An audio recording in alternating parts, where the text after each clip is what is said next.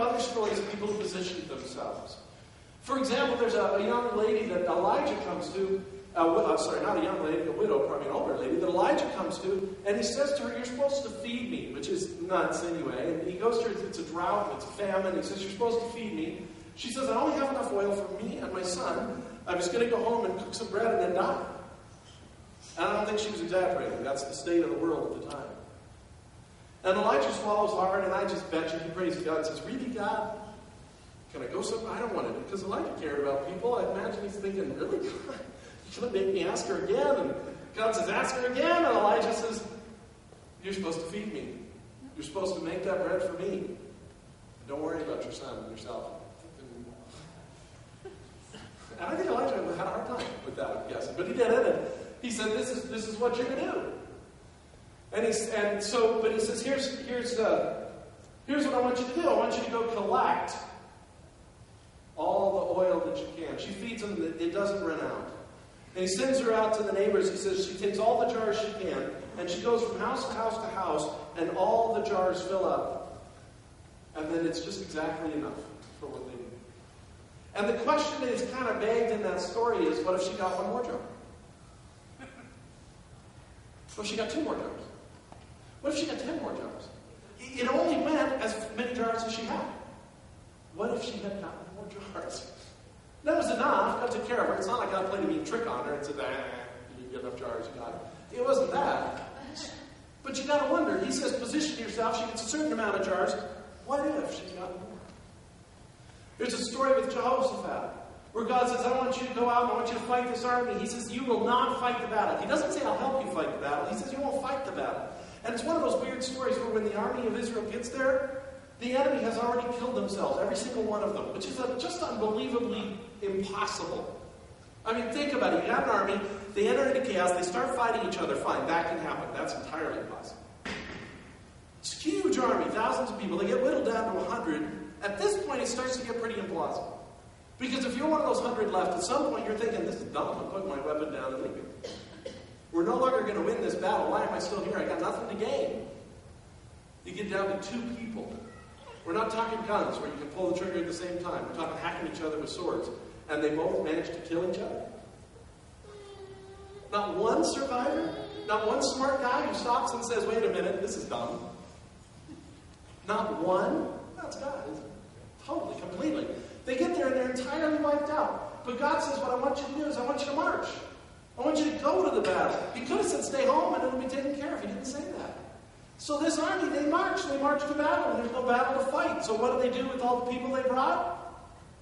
They take all the treasures. They take all the goodies. Jehoshaphat goes a step further as God says, position yourself. Position yourself. Get ready to march to battle. Fight. Even though you're not going to have to fight, position yourself. Jehoshaphat decides as he positions the army, he's going to put the singers in front. He's going to take the musicians and put them at the head of the army. To which all the singers said, we're not trained for this. Jehoshaphat says, you're trained to sing. You're trained to praise. That's what I want you to do. He positioned himself in such a way that they went forth with the praise of God. Can you imagine all the other people looking on? They're watching Jehoshaphat's army marching towards their certain doom, and they're singing praises to God. And at first they're thinking, he's so dumb. He's so stupid. And then when they get there and they see that the army's all wiped out, they start thinking, oh, that guy's got something going here. Jehoshaphat, how could he have known that was going to happen? Fascinating to me is Jehoshaphat didn't know that was going to happen. He knew that God would fight the battle. He trusted God. It's another story where Jehoshaphat, they go and they seek the prophet, and they need some, they have a couple things going on all at once. Again, another army that's bigger than they are is going to beat them to a pulp, and so they go ask the prophet what to do. They're also running low on water. It's a drought period, and they go, and the prophet says to them, what you need to do is there's going to be a huge flash flood going through this valley tomorrow. Totally unbelievable, but it's going to happen. And as this flash flood goes through this valley, I want you to dig holes. Every hole you dig will fill with water. Do you hear it again? How many holes should you dig? How many should you dig? What if he digs one less or one more? All the holes he digs will fill with water. Position yourself. Dig enough holes, it'll work. But you got to position yourself. You're out there digging holes in the heat of the sun. You got your army, probably your singers too, digging holes. There's no sign of rain. There's no flood. There's nothing happening. You should be preparing for battle. You're digging holes. Position yourself. Position yourself. They dig enough holes. It's one of those really cool things. It's a great story. Not only does the water come through, not only do they collect all this water that they need, but the way the water comes in, the way the sun hits the water, it looks like blood. And the coming army says, whoa, there's been some huge, hideous, bloody battle here. We don't want any part of it. They leave. All because they position themselves. And I believe that God said to Lifesong then, and I believe He says to Lifesong today, position yourself. Amen. I want to love this community as His God. I want to serve this community. I want to rescue them from the gates of hell and the darkness, the kingdom of darkness, and bring them to the kingdom of the Son who loves them and whom I love. I want to rescue them. I want to love them. I want to minister to them. I want to make Lifesong a force that will embrace and bless the community with the blessings of God. Amen. But what He says to us is, I'm going to do it. You position yourself. But I think the moments will come, won't they? The moments will come where we'll have to decide how many holes we're going to dig, how many jars we're going to borrow. The moments will come where we have to decide, do we really believe God's going to pour forth a blessing or just trickle forth a blessing? Do we really believe God wants to reach all of the neighborhood or just a few? God says, position yourself. The call comes out for a service project. Do you position yourself? Are you one of our holes? Are you going to be it? Again, I say this with great appreciation. But it's a good message for now, because when you come in next Sunday and you're setting up again and you're tearing down chairs and you're setting up chairs and you're putting up tables and you're doing this and you're messing with the sound and you're messing with the music and nothing's quite going right, you're thinking, why on earth do we keep doing this? Jenny stands up at 10 o'clock and there's like 10 people in the seats, because the rest of you get here about 5 minutes later. Can Jenny say to herself, I have positioned where I need to be? We will sing and then they'll come.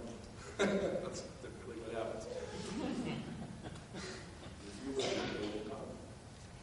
Are we positioning ourselves? Are we there? I think that's going to be an important lesson to keep going through over the rest of the year. I'm actually going to skip some things. I'm going to bring them up later, but I'm going to just give one more capping point, and it occurs to me this is probably exactly what God wants me to do, in fact, as I say this. Early on at the beginning of the, and it's happened probably a couple times since then, but at the beginning of the church plant, there was a day I remember specifically near the beginning, in the first month or two, where I felt completely distracted. I felt not quite focused, and I felt overwhelmed. I looked at the things I had to do as I got up in the morning, and I looked at what we needed to do as a church, and I looked at where we were, and I looked at where we weren't, and I thought about all those things, and I just had this sort of sense of completely being overwhelmed as I went through the day. I know that's an emotion you can all relate to. And I just felt overwhelmed, and I just thought, I wasn't discouraged, but I just was, there's too much. Cannot do it. Can't do all the things that need to be done. And I looked around at you guys, and I said, they're all working really hard, It's not that there isn't other people doing lots of labor. There's just a world out there that's incredible despair, and so much needs to be done. Sometimes the passion to do something about it is greater than I can compass. And sometimes the sense of what needs to be done is greater than I can handle. And I was getting overwhelmed, and I was just feeling too busy, and as I was going through my day, I just felt like I was always a half step behind everything that had to happen, and sometimes I probably was. And I went to the prayer team Tuesday nights. You can come join us for that too. Tuesday nights of prayer. 7 o'clock in Moore's house.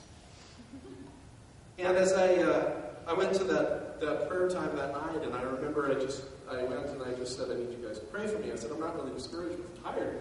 And I just feel overwhelmed. I said, but I'm not discouraged. And they laid hands on me and they prayed, and it was I don't want to get hokey on you, but it was like a veil dropped. It was like something became so clear to me. God said to me, position yourself. That's what He said. He said, position yourself. And I said, oh, me too? He said, yes, position yourself. And I said, well, what? What does that mean? I'm trying to be where I need to be. What does that mean? And God said, there's only one place you need to be. Amen. That's at my feet. Yes. Amen. It became so clear to me.